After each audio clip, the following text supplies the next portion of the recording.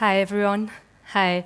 I'm the founder of Immersive Rehab, and so today I want to take you a bit on a journey on how I founded Immersive Rehab about 8 months ago, and basically what I've been doing already with patients, and So basically, Immersive Rehab is all about changing healthcare. Basically, it's to use technology to give patients options, to also to give patients the ability to take charge of their own health, to personalize medicine. And this is, for example, how the future of healthcare might look like, where doctors basically having access to a lot of your data, being able to just cross-analyze and do it in a very easy and very manageable way, which is at the moment not always the case. And this is, for example, an image that I found. It's about the doctor's office of the future, where you actually will be engaging with a virtual nurse somewhere in an office where you already have the apps nowadays, where you have the GP on your phone. Much more and more of your healthcare is becoming more digital, basically, which is, in my viewpoint, a really good thing, because you're able to manage your own medical history a lot better than it would be somewhere on paper in an archive and you don't really have access to it. Digital health, it's booming in a good way. Obviously, there's a lot of regulatory issues still that in some cases still need to be figured out in terms of the legal, who's owning your data, in terms of regulations. So that's something that kind of is going along the development of digital health, but it's basically all about making an impact on people's lives. So that's basically why I created Immersive Rehab as well, is to really change the outcome of physical and neurorehabilitation by using virtual reality and the interactive virtual reality. And as you can see here, this is one of the physios that is actually trialing one of the exercises that you will see later on.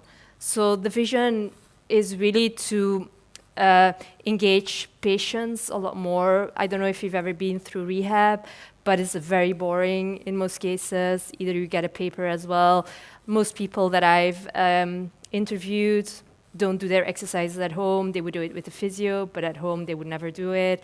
In terms of, and this is really important, because if you don't do it, basically your recovery will be very limited.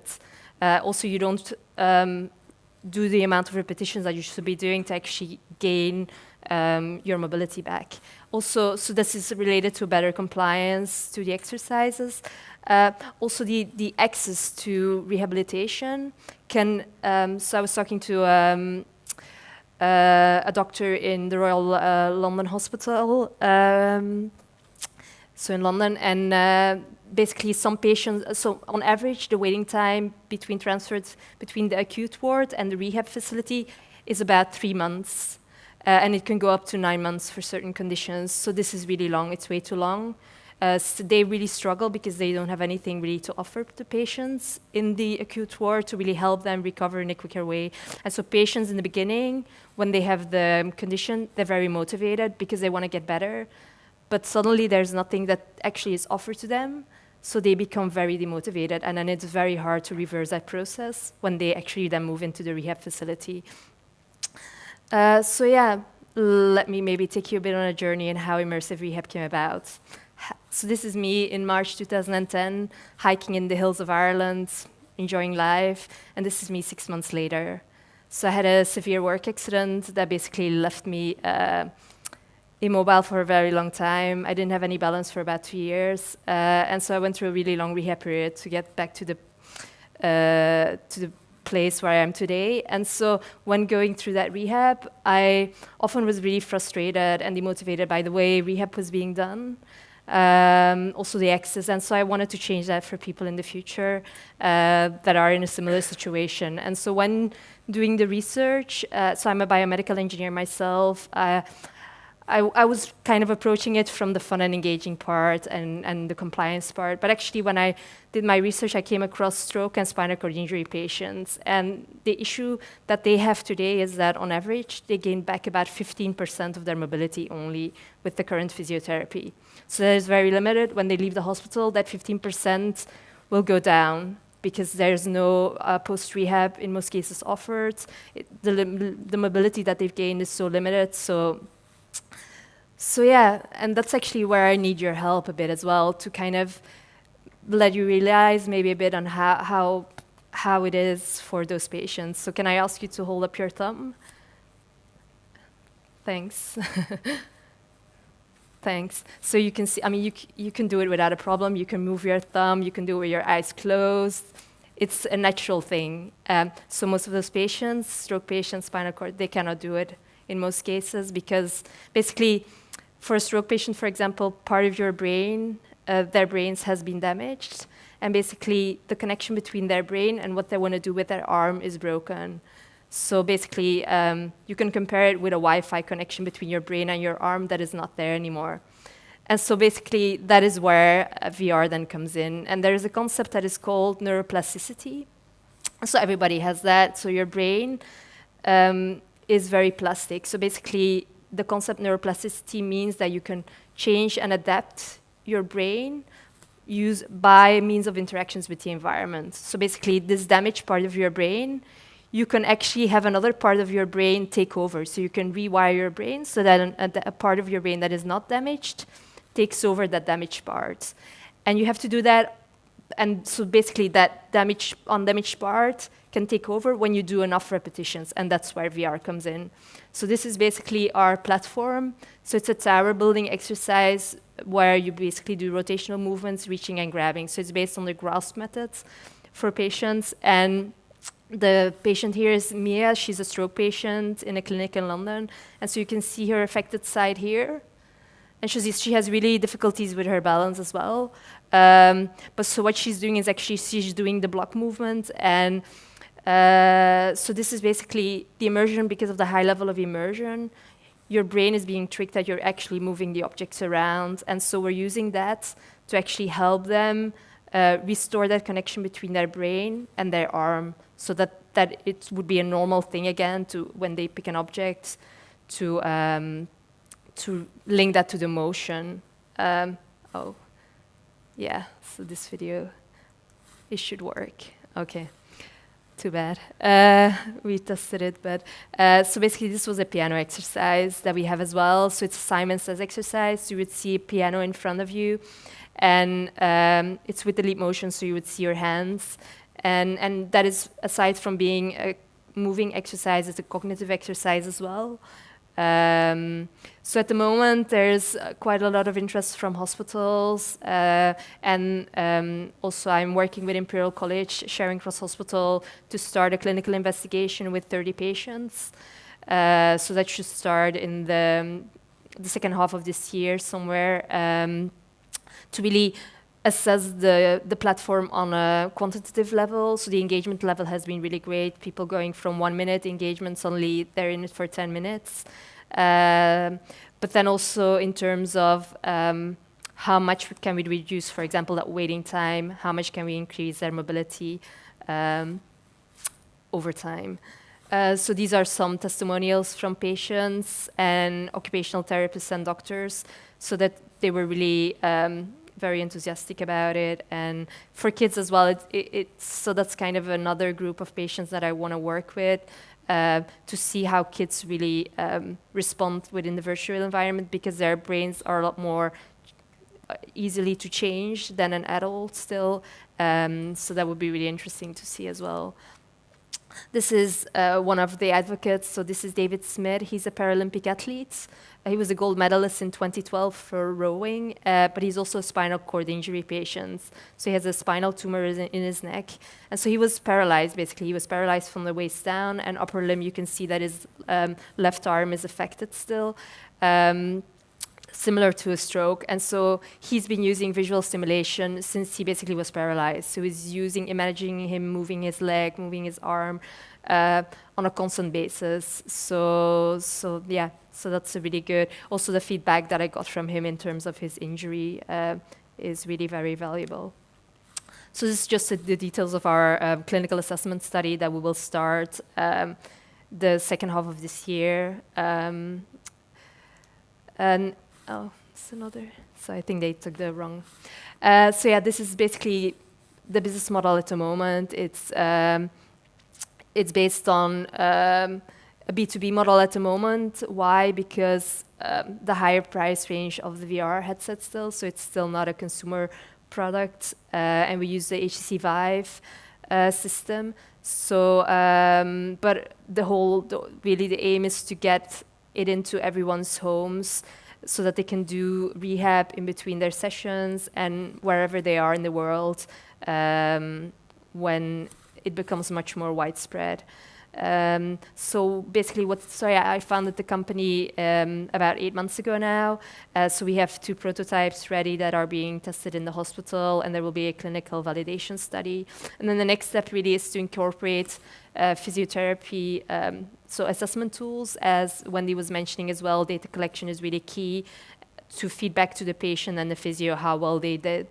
And then we will further develop the MVP into different worlds, so you will end up basically after your sessions into different environments, do different exercises as well.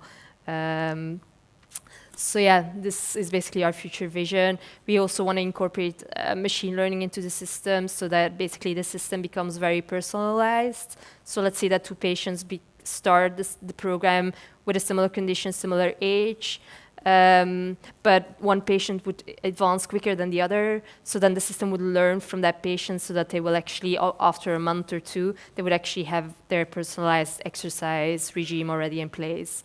Then we also want to add medical conditions. So the focus at the moment is on stroke, spinal cord injury, going into multiple sclerosis, Huntington's disease, and other conditions where they also immune diseases as well, where they really need physio in their homes because the risk of infection is too high.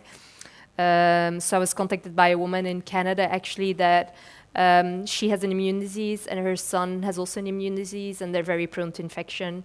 And her son is in a wheelchair, but he actually needs physio, but she's depriving him of physio because of the risk. So they would end up in hospital maybe a few months again. So that this is an example of someone that is looking for a system in their homes without the risk of exposing themselves to infections. So this is us. Please follow us, and if you have any questions, you can always reach out on the website and now. Fantastic stuff. Ooh, blimey, fantastic stuff. Thank you so much. We have got a few minutes for questions, so hopefully you were so good with our previous speakers. I'm hoping to see some hands shoot up. Oh, dear. Oh, brilliant. Excellent, and I believe you've got a mic. I was wondering, so quite a lot of these sort of physical conditions can be very isolating physically and mean that people don't interact. Is there people looked at sort of bringing them together to, so they will do the rehab in a shared space together and support each other, sort of remotely, even being in different countries or whatever, they can still sort of interact and support each other and sort of see progress on it with each other, sort of thing. No, absolutely. That is definitely something that is in the back of our minds for the future, so that there are groups anywhere in the world. You could actually do sessions together. Either people in the physio center, the facility center, they could do it together. But especially when they're remote, they could actually do exercise together, especially in the multiplayer mode. For example, if you have something in VR, you could actually do some kind of and also in the future, so we want to incorporate, so we have limited haptics at the moment, so we should have some gloves in a few months from now to really incorporate that as well. But multiplayer or multiplayer exercise routines are really important, just because of the isolation aspect, absolutely, Excellent. Any more? Now someone's broken the ice. Here we go. Brilliant. If you just pass the mic to that chap, that'd be great. Hello. Hi. So, I'm a dentist, so I know zero about developing. And I'm going to maybe make a stupid question, but I'm going to do it anyway. Is it possible to track, imagine the jaw opening in VR, and you transmit that to a mirror in front of you, so you know if you have the right length or the right movement measure during the exercises? Yes, so you mean tracking of movements? Yeah. Yeah, absolutely. So we will attach basically tracking systems like the tracker of the Vive to the upper limb, the elbow, for example. Now we already have the trackers and the headset, which just gives us kind of like a relative movement difference. But absolutely, that's the whole aim with the personalized data collection that we will do in the system, is to really track how much a patient is advancing over time in terms of the reaching, like lifting their arms and engagement, for example. Yeah. So it's an easy thing to do. It's fairly easy. The tracking, we just need to incorporate it. Yeah, Okay. absolutely. Okay, thanks. I mean, easy. It's all relative because movement and so on. Yeah, And okay. no. Okay. I wouldn't say it's easy, but Okay, it's okay. feasible. Thanks. Yeah. Great. Brilliant. My psychic powers tell me this lady has a question, so go for it. Oh, actually, once the microphone gets to you, which is coming there. Excellent. Cheers. Just from the look of that, especially with the Vive and sort of heavier things, it can be quite cumbersome for people that have lesser muscle. Would you be considering using like the haptics, I've forgotten the word, but sort of a less cumbersome method as the VR goes on? Does that make any sense? So without the headset, you mean? Without the headset, like I imagine, especially with the spinal injury, it would be a bit heavy on the neck and stuff. I mean, absolutely. So we're still open to. So we're kind of looking into these patients at the moment, and mainly at patients, I guess, with spinal injury that basically have like. I mean, I worked with someone who had a paralyzation from here down, so that was really good for his core muscles, and he didn't have any issues with the glasses. But absolutely, so most people that I worked with, they didn't have any issues with it. But for some cases, that might be an issue, and so I'm definitely keeping my options open into other. So we use a Vive, but it's compatible with the Oculus as well. So we're hardware agnostic in that sense. So yeah, I'm very much looking forward to either new headsets that are a lot lighter or other types of technology. Yeah, absolutely. Excellent. Brilliant. Well, we better call that it for questions. I don't know if you're around for the rest of the conference, so absolutely. people can pest you. Thanks. Excellent. So thank you very much. Brilliant stuff.